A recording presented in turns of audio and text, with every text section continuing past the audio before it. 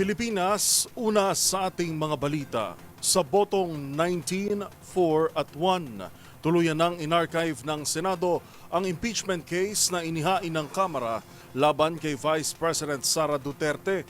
Giit ng mga pumabor sa mosyon, bagamat mahalagang harapin ng bise ang mga paratang sa kanya, ay dapat pa ring manaig ang constitutional order sa tatlong sangay ng gobyerno.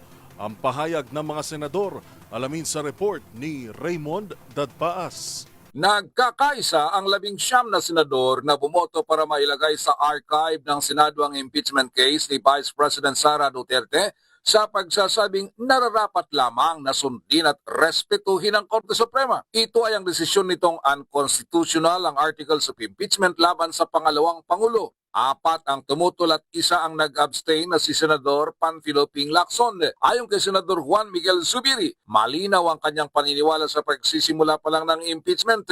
Dapat itong pakinggan para malaman ang reklamo at bigyan ng pagkakataon na sumagot ang isinasakdal. Ngunit ngayon na may desisyon ng Korte Suprema, ay dapat manaig ang constitutional order. Bagamat aminado si Zubiri na hindi pa ito tapos dahil tiyak na may kasunod pa ito sa buwan ng Pebrero 2026 at doon muli nila magagamit ang ipinagawa nilang robe. Para kay Senador Loren Legarda, immediately executory ang desisyon ng Korte Suprema na dapat lamang sundin. Ang pagrespeto sa desisyon ng Korte Suprema ay para sa constitutional order. Sabi ni Legarda, boto siya para ma-archive ang impeachment complaint.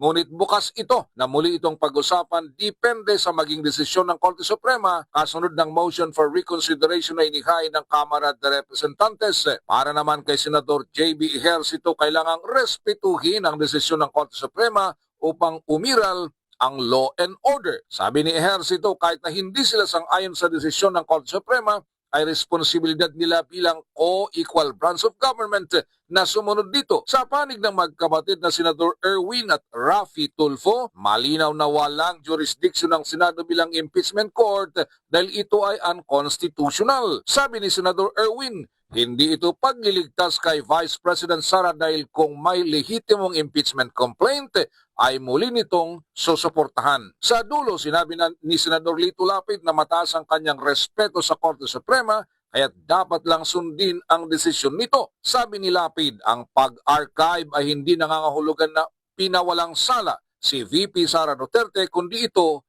ay isinantabi lamang. Rinirespeto ko po at ginagala ko ang kataas-taasan hukuman. Ang boto ko po ay yes. Salamat po. Panalangin naman ni Senate Minority Leader Tito Soto III, sana ay naging tama ang desisyon ng karamihan ng kanilang mga kasamahang senador. Para sa MBC TV Network News, ito si Raymond Dadpaas ng DZRH, sa una sa Pilipinas, una sa Pilipino.